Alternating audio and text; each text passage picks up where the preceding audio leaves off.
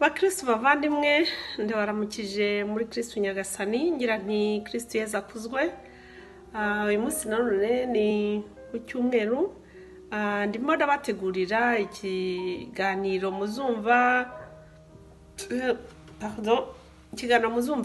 kuwa mbere kibatangiza icyumweru nkuko nabibamenyereje. Muri kumwe rero na mama Christina umukunzi wanyu.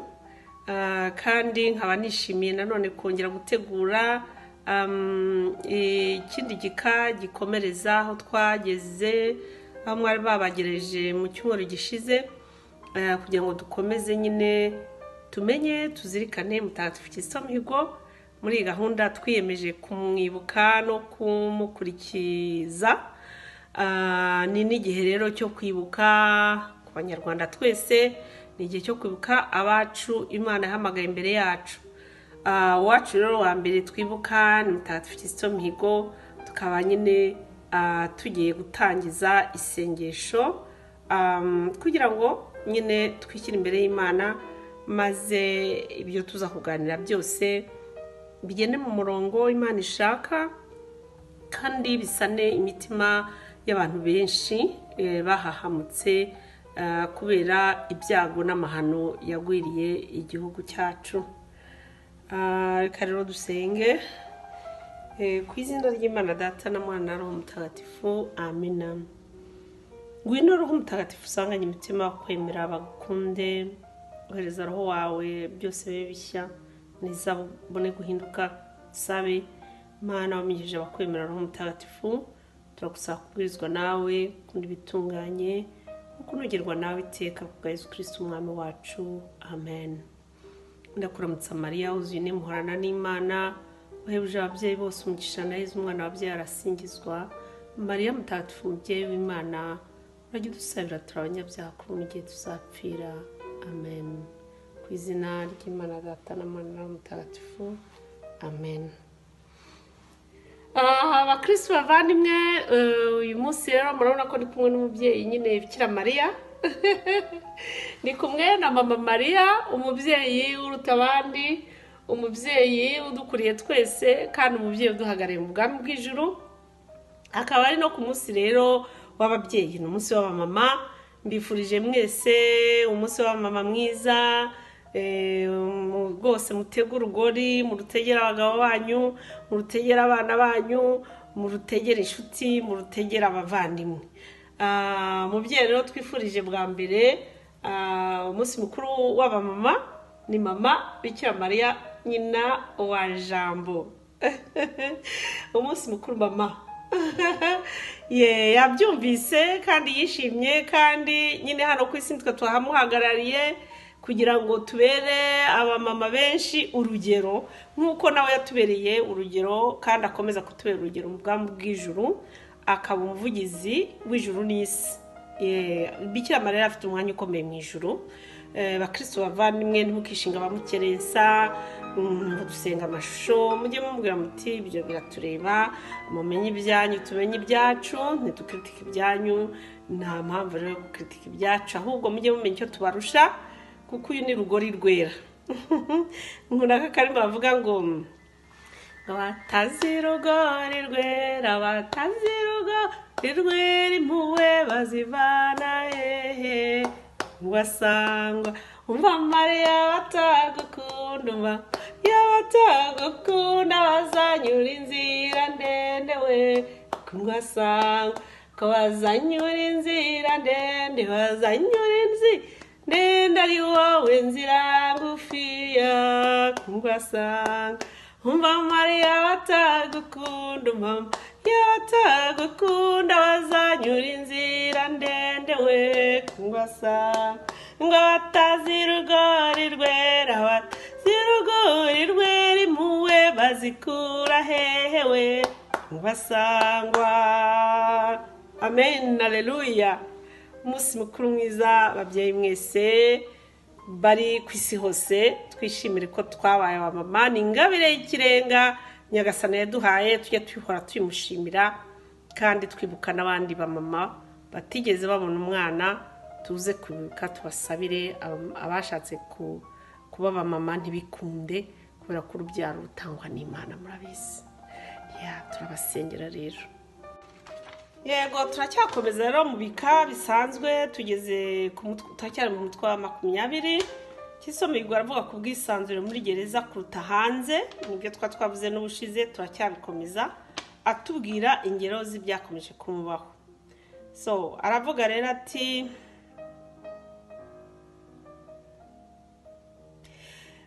umuryango wanjye wanguraga ibintu bimwe na bimwe muri kantine ya gereza. Umuhuro ubera hanze ku mbuga iri hagati ya gereza n'ibiro by'umuyobozi wa gereza niho abanyururu bateraniraga kugira ngo basangire ibyo bafite. Iyo nabaga mvuye muri gereza ngiye guhura n'abaje kunsura, nangaga guhuza amaso n'abantu amagana baje kureba izindi fungwa. Benshi bifuzaga kunsuhuza no kunkomeza, ariko bake nibo batinyukaga. Abagore barariraga iyo bambonaga nambaye imyenda ya gereza. Iyo nabaga ngarutse mvuye kubonana n'abansuye habaga hari umurongo w'imfungwa zindindiriye imbere y'akumba kanjye. Ni imfungwa zitigera zigira abashyitsi. Abo bose babaga bansaba isukari, umugati cyangwa imbuto ziribwa. Nishimiraga cyane kugabana nabo, ariko ku mahirwe make sinashoboraga kugabana nabo bose. Amikoro yanjye abaga ari make, ariko nabaga mfite umunezero mwinshi wo gusangira nabo bike mfite. Mu by'ukuri nabikoraga mbikuye ku mutima kandi nkirengagiza ibyo nshinjwa. Nkumva afite icyizere cy'uko naje muri gereza gukora ishuri ry'impuhwe, ukwicisha bugufi n'ubumuntu. Cyane cyane bikaba ari ishuri ry'urukundo nyarwo. Amen, haleluya, haleluya. Tufitisomigo rero akantu nkunze atubwiye gakoze ku mutima, kagomba gukora ku mutima abakunda Kristo bose. N'ukuntu yabonye ko gereza ntago ari ubwo abandi babifatagamo igihano. Gereza ubwo abandi babifatagamo ko babaye ibicibwa. Gereza ubwo abandi bayifatamo yuko bo babaye za sinangufi, abantu bose bacaye ikoma. Vuriya ni ikirara, uriya yararangije, abanyabyaha bakarundura. Ntabwo mutagatifu Kristomirwa ari kwafashe gereza. Ni nayo mpamvu umutwe w'inkuru tugezeho iyi chapitre tugezeho aravuga ati ubwisanzure muri gereza kurenza hanze ya gereza. Ubu bwisanzure rero araduhamiriza avuga ati ngewe nabaga mfite utuntu dukeya atababyeyi banguriye muri kantine ya gereza. Ariko hari abanyuru benshi nasangaga bantegereje ku muryango w'akumba kanjye kugira ngo banyake isukari, banyake umugati, banyake akantu kamwe ako n'abafite bo badafite, ko hari benshi badasurwa. None hati yewe rero nishimira kugabana nabo, ariko ibyo nagabanaga nabo byari bike cyane kubera mikoro makeya. Atariko narageragezaga nkasangiza utwo mfite. Nibyo koko abafaransa ne bacu umugani ngo la plus belle fille du monde ne donne que ce qu'elle a. Umukobwa urusha abandi ubwiza bose ku isi hose n'utanga icyo afite. Rero yabahaye icyo afite kandi ngo akabitangana umutima ukunze, ngo akumva yuko ubwo ni roho mutagatifu wamwigishije, ni roho mutagatifu wamukundishije ibyo bintu, abimushyira muri roho ye no mu mutima we, ngo yumvaga ko gereza ari ishuri. Yaje kuri we gereza yahindutsemo ishuri ryo kwiga impuhwe, ishuri ry'impuhwe ryo kwiga kuba umunyampuhwe kurushaho, ishuri ryo kwicisha bugufi, kwiga kwicisha bugufi ugasangira n'abaturage. Wari icyamamare rurangiranwa nka Kizito Mihigo, umuririmbyi uzwi n'abantu bose n'ahantu hose, ariko ukicisha bugufi ugasangira agasukari n'umuturage wakwiciye. Umuturage wari muri za ntera hamwe bari kuvugiriza induru, wowe ukicisha bugufi ugasangira nabo. Ikiro ni ikintu gikomeye cyane, ari naho asoza iyi nkuru yavuga ati iki gikavuga ati iryo ni ishuri ry'urukundo nyarwo mu bantu. Ishuri ry'urukundo nyarwo mu bantu ni iryo ngiryo rituma uwiciwe asangira n'uwamwiciye, umuturage asangira uwo hasi asangira n'umuhanzi rurangiranwa nka Kizito Mihigo. Bakristo bavandimwe, iteka iyo nsomye ibintu bya Kizito Mihigo nkunda gushakisha muri Bibiliya ntagatifu isomo Roho Mutagatifu yabaga yamushyizemo akamubwiriza agakora ibintu wenda yarabyumvise yiga Bibiliya cyangwa se bimurimo kubwo imbaraga zo gusenga. Ariko Bibiliya burya ni igitabo gifite ibintu byose, uwabaho ubuzima bwe bwose akurikije Bibiliya yaba ubutagatifu bwamworohera, ntabwo yakwirirwa agorwa n'iminsi yo kubaho neza. Ya Bibiliya rero ahangaha mu Banyakolosi umutwe wa 3 umurongo wa 12 kujya ku wa 16 mwumve ibyo Paulo Mutagatifu atubwira. Yabwiraga Abanyakolosi ariko nitwe bwabwira turi Abanyakolosi b'uyu munsi. Bibiliya ntimukayishyire muri past, ntimukayishyire mu gihe cyashize. Bibiliya mujye muyibona nitwe tubwirwa uyu munsi. Abanyakolosi b'uyu munsi nitwe, Abanyakorenti b'uyu munsi nitwe, Abanyaroma b'uyu munsi nitwe. Paulo Mutagatifu akubwira amagambo ntasaza. Ibitabo bizasaza bizasaza, impapuro zicika, ariko amagambo Yezu Kristo yivugiye ubwe n'intumwa ze zagiye zigisha zihamya urukundo yazigishije ntago azigera asaza. Isi izasaza ariko aya magambo azahoraho iteka. We rero aragira ati Paulo, naho mwebwe ntore z'Imana mukaba abatagatifu bayo ikunda, byimazeyo, nimugire umutima wuje impuhwe, ubugira neza, ubwiyoroshye, ituze n'ukwimanganya. Nimwihanganirane, kandi niba umwe agize icyapfa n'undi mubabarirane, nk'uko Nyagasani yabababariye, namwe nimugenze mutyo. Ariko ikiruta byose, ibyo byose, nimugire urukundo ruzabahuriza mwese mu butungane. Kangasubiremo ati ariko ikiruta ibyo byose, nimugire urukundo ruzabahuriza mwese mu butungane. Murabyumva ko andehoro y'urukundo nta butungane buhari. Ndashaka kuvuga ngo utagize urukundo ubutungane kubugeraho byakugora.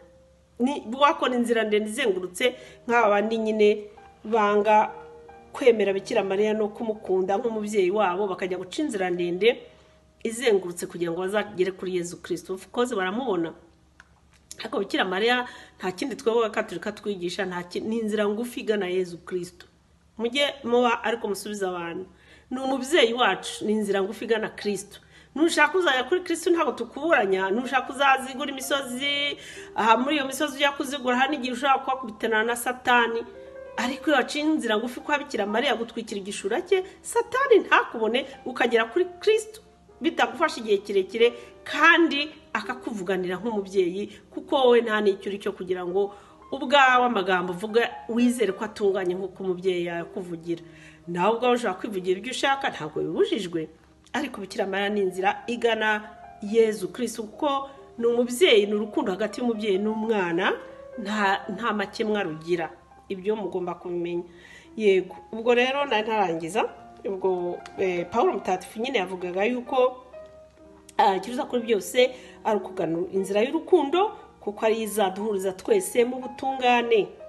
Noneho agasoza agira ati mu wa 15 ati kandi amahoro ya Kristo naganze mu mitima yanyu, kuko ariyo mwahamagariwe ngo mube umubiri umwe, kandi mujye muhora mushimira.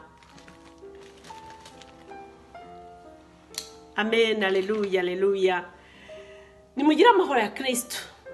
Bakristo bavandimwe, mugire amahoro ya Kristo, nimugire urukundo rwe, niduharanire kugera kuri Kristo. Inzira zose twamnyura nta kibazo, niyo mpamvu nta madini tuza hano kunenga, reka da, ahubwo turayakunda kandi turayubaha, nk'uko nabo bagomba kubaha idini ryacu Kiliziya Gatolika na Bikira Mariya wacu umubyeyi wacu, tukizirwa ku munsi we nk'uko nguko twagize umunsi mukuru w'ababyeyi. Bikira Mariya akaba ari umubyeyi udukuriye twese, kandi tukaba twishimiye kumva tutari imfubyi. Yezu Kristo ntiyadusize ari turi imfubyi, yadusigiye Bikira Mariya ngo atubere umubyeyi. Uyu mubyeyi Bikira Mariya rero ni nawe utwigisha urukundo. Uyu mubyeyi Bikira Mariya Mutagatifu Kizito Mihigo amukundaga cyane, yarazi ibyo yavugiye Kibeho, yarazi ubutumwa bwe yavugiye Fatima, yarazi ubutumwa bwe yavugiye hose aho yabonekeye ku isi. Yaramukundaga, agahora avuga ishapure, agahora amwiringiye, agahora atubwira twese ko ari we mama mukuru uruta abandi ba mama bose yari afite ku isi. Reka rero dukomeze dushima Imana kubera ko Kizito atwigishe natwe gukunda Bikira Mariya. Yego, ndacyakomeza mbifuriza nyine wa munsi mukuru w'abamama. Simbarambira uyu munsi kuko nzi ko mwese mufite abana baje kubareba, mufite abagabo banyu cyangwa abasaza banyu cyangwa inshuti zanyu n'abarumuna banyu bari kubifuriza umunsi mukuru w'abamama. Nanjye rero mwifurije aba KMP bose, abamama ba KMP Kizito Mihigo pour la paix, abamama ba Kizito Mihigo Colomba Patrice umuryango remezo. Abo bose mbifurije umunsi mukuru mwiza. Twese bamwe muri twe Kizito yatwitaga mama, kandi ari umutagatifu tutanabikwiriye. Ubwo rero turabizi neza ko hari mu bwami bw'ijuru, ariko twifuriza umunsi mukuru wa mama, ndetse dutegereje na kado mu ijuru ari butwoherereze. Reka rero dukomeze tumwizere, tumukunde, tumwibuke muri iki gihe cyo kwibuka. Kwa kane kose guma gushira twibuka mutagatifu wacu Kizito Mihigo, dusabira abamwanga, dusabira abamwishe, dusabira abagizi ba nabi bose, dusabira igihugu cyacu n'abanyarwanda bose bagize akaga ko guhura jenoside yakorewe abatutsi n'ubwicanyi bw'indengakamere bwakorewe abahutu. Bamwe badashaka ngo no kuvuga ngo kugira ngo abahutu nabo ngo batavugwa, ngo batibuka. Ibyo no kwikunda, ibyo twabonye ko ari bya Satani. Twabonye ko tugomba gukomeza gusabira igihugu cyacu kugira ngo nyine abantu bose bazashobore kwibukira umunsi umwe, abantu bose bazabona uruhusa rwo kwibuka nta wishisha, abantu bose bazumve ko mwene Kanyarwanda, mwene muntu, tubivane no mu gihugu cy'u Rwanda tubijyane ku isi hose.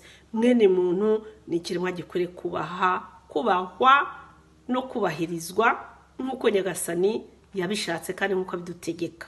Iryo ni itegeko rye, nk'uko Pawulo Mutagatifu nawe yatubwiye ati, abwiraga Abanyakolosi, ariko ntitwabwira uyu munsi ati ikiruta byose cy'ingenzi muhure mu rukundo rw'abana b'Imana nirwo ruzabatagatifuza.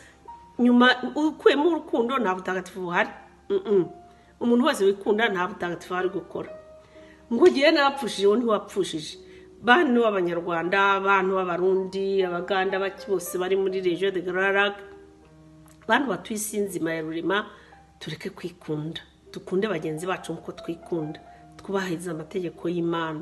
Tumenye ko nta butagatifu dushobora kubona tudafite urukundo, kandi urukundo si ukwikunda, ni ugutekereza ahubwo muri kumwe n'ibi by'umukorera nawe wumva babigukoreye byagushimisha.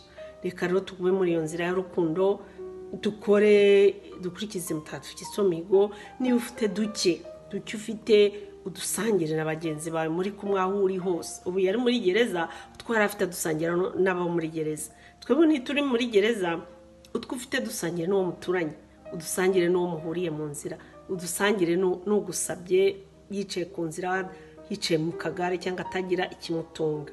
Ugira impuhwe ko nawe uzazigirirwa.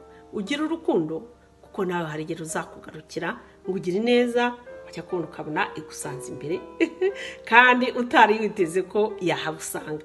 Reka rero tugume muri uwo murongo w'ubutagatifu, kandi umurongo w'ubutagatifu ku babyeyi ntabwo tugombye kuturemerera, kuko ababyeyi duhorana urukundo, ababyeyi duhorana impuhwe, niyo mpamvu tunitwa ababyeyi. Reka rero izo mpuhwe dufite, urwo rukundo dufite, ubwo bugwaneza dufite, tutoza abana bacu, tubwanduza abagabo bacu nabo duturanye, mbese tuba umuzi w'ubutagatifu nk'abari n'abategarugori, nk'ababyeyi, tuba umuzi w'ubutagatifu mu ngo zacu.